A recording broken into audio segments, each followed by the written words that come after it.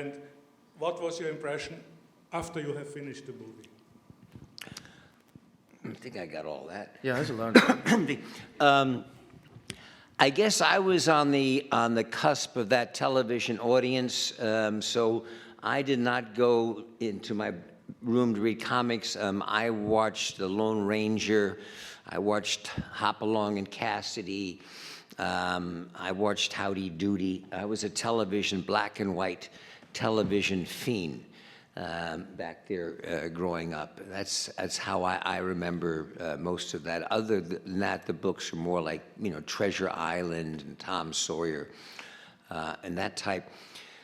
I was very excited about this opportunity when they came to me, because I never have done anything in this milieu. You know, my entire career is contemporary based, not by choice, just I guess I'm just about characters, but so all the pictures I've done except for one in 40 years is contemporary. Never did an effects movie.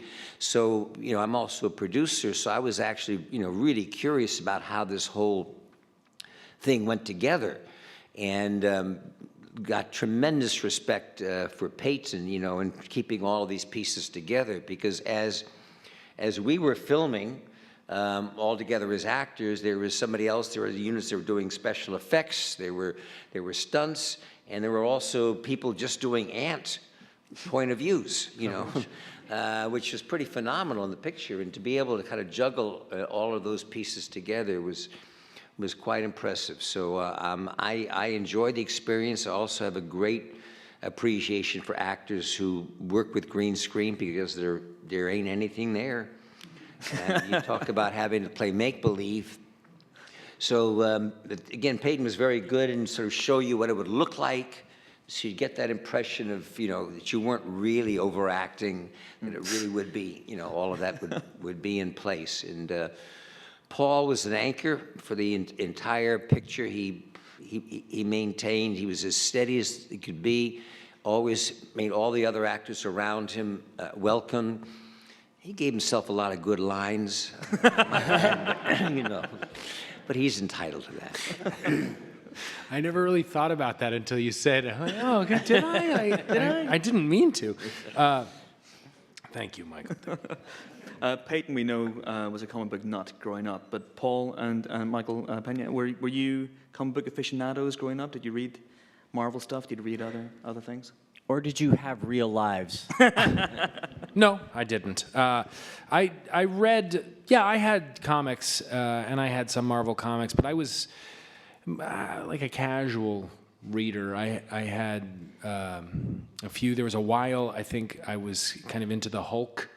Okay. I think primarily because of the television show, really. Oh yeah, that was awesome. It was Lou Ferrigno. Yeah, and so I read some of the superhero comics and some of the Marvel comics.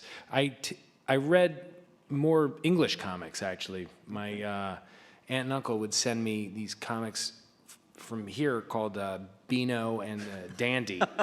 And I grew up with those characters and like was, you know, into like Roger the Dodger and stuff like that. And so I probably read more of those than Marvel comics, and also Archie. That's amazing. Yeah. That is amazing. And Michael? Oh, yeah. I didn't really, I grew up, poor, so there's not a whole lot of comic The stores. question is, did you grow up? That's the... Did I grow up? No, sir. No. No, but my kid's going to be 7 years old, and I started reading comics to him when he was 1. Not anything like The Punisher, but they have it on a really good gradient. You know, with really kid-friendly kind of stories. And then now I'm still reading him. He knows everything about the Marvel world. And before I left to go do Ant-Man, he just says, "Dada, don't mess it up." Let's come here. Thanks, kid. There's a gentleman here in True the front row. Thank you. Hello there. Hi. I took my kids to see the films last night. They were bouncing all over the place. Loved every single minute of it. It's a fantastic film. I've got a question from my 10-year-old son for all four of you, if that's okay. He would like to know, if you could be any insect, what would you be, and why would you be that insect? Which is a lot nicer than the other one that my other son had, which was, do any of your cast members actually look like an insect? Wow. I'm not going to make you answer that one. Let's stick with the first question.